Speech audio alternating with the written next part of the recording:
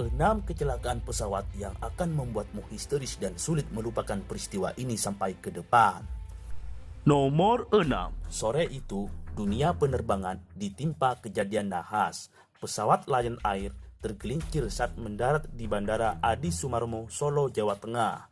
26 tewas, 55 orang luka berat, dan 63 orang luka ringan. Awalnya, pesawat lepas landas dari Jakarta tujuan Surabaya.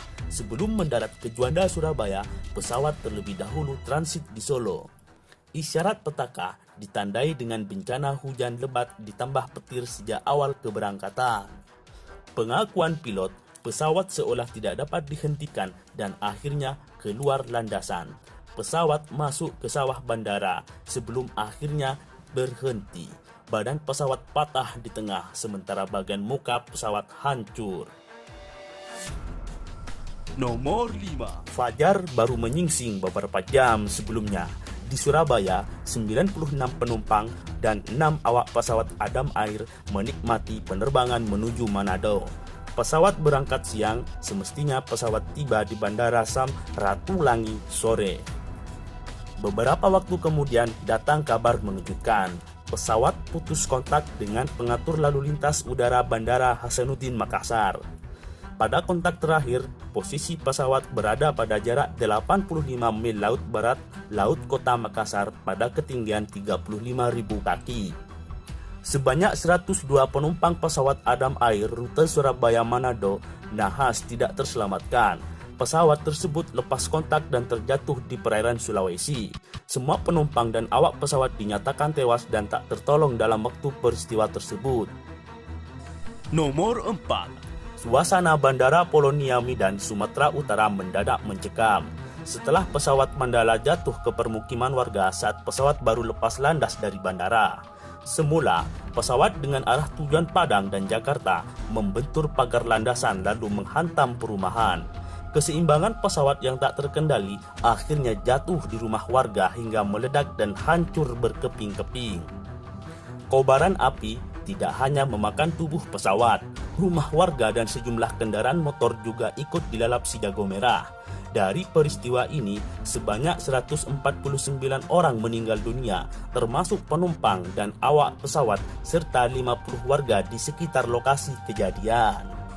Nomor 3. Para buruh nelayan di Kepulauan Seribu DKI Jakarta dikagetkan dengan dentuman keras yang dicurigai bakal datang bencana tsunami. Namun, dugaan itu meleset sebab para nelayan timbul curiga setelah menemukan benda serpihan logam dan air laut tiba-tiba naik setinggi 15 meter. Ternyata, di sekitar tempat mata pencarian nelayan, pesawat Sriwijaya jatuh setelah dikabarkan lepas kontak. Semula, para nelayan itu memang tidak menyadari jika ada peristiwa kapal jatuh. Namun dengan temuan serpihan kabel, para nelayan tidak mau curiga. Mereka akhirnya melaporkan temuan tersebut ke aparat. Polisi pun membenarkan peristiwa tersebut. Pesawat Sriwijaya itu dijadwalkan akan terbang dari Jakarta mendarat ke Pontianak, Kalimantan Barat. Pesawat dilaporkan membawa 62 orang yang terdiri dari 50 penumpang dan 12 kru. Nomor 2. Intensitas awan dan cuaca dalam penerbangan sangat menentu, bahkan bisa memicu petaka. Insiden ini seperti yang dialami pesawat Air Asia rute Surabaya-Singapura. 162 penumpang jadi korban, termasuk pilot dan awak kabin.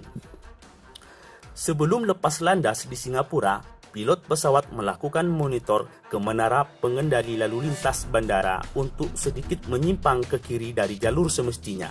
Gumpalan awan hitam jadi pemicu tidak melintasi jalur tersebut, hingga akhirnya dari jarak ketinggian pesawat tidak dapat lagi dimonitor dan lepas kontak. Pesawat jatuh di perairan Laut Jawa, perbatasan Selat Karimata, Muara Kumai, Kalimantan Tengah. Tim gabungan Badan SAR Nasional pun menggerakkan 6 pesawat, 14 helikopter, dan 27 kapal. Setelah 15 hari, kotak hitam pesawat berhasil ditemukan, namun sayang tidak ada korban yang tertolong. Nomor 1. Hubungan komunikasi antara menara pengendali lalu lintas bandara dan pilot pesawat harus terjalin baik, sebab bila miskomunikasi, maka ancamannya adalah keselamatan nyawa penumpang. Seperti peristiwa pesawat Garuda Indonesia yang jatuh dan terbakar di Desa Buah Nabar, Kecamatan Sibolangit, Deli Serdang, Sumatera Utara. Pesawat ini berangkat dari Jakarta dengan tujuan Bandara Polonia Medan. Petaka tragis ini menewaskan 222 penumpang dan 12 awak pesawat. Tidak hanya itu, kecelakaan yang sangat parah ini juga menyebabkan para korban tidak dapat dikenali identitasnya satu persatu. Untuk mengidentifikasi para korban, pihak Garuda meminta bantuan para wakil keluarga dengan memberangkatkan mereka ke lokasi jatuhnya pesawat. Untuk sementara, kecelakaan ini tercatat sebagai kecelakaan dengan jumlah korban paling banyak hingga saat ini. Terima kasih sudah menonton channel ini. Sampai jumpa di video terbaru lainnya.